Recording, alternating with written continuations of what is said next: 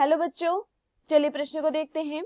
एक्लीमेटाइजेशन होती है, हमारे पास दिए हुए विकल्प हैं। विकल्प ए शुद्ध वंशक्रम प्रजनन, विकल्प बी प्रस्तावना, विकल्प सी शुद्ध वंशक्रम वरण, विकल्प डी नए वातावरण में अनुकूलता। प्रश्न की मुख्य अवधारणा है, मुख्य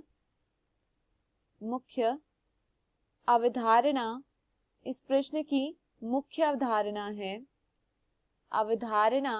है एक्लीमेटाइजेशन।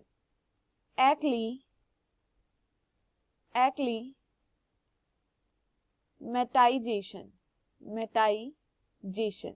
देखिए, अगर बात की जाए एक्लीमेटाइजेशन के विषय में, तो एक्लीमेटाइजेशन क्या होता है? पर्यावरण में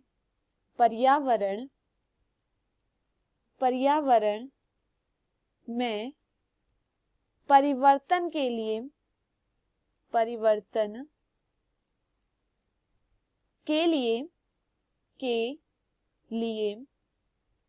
अनुकूल रूपात्मक और अनुकूल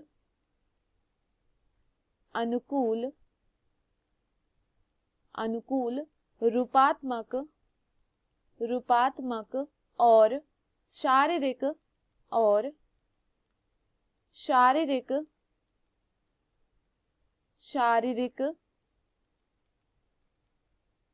प्रतिक्रिया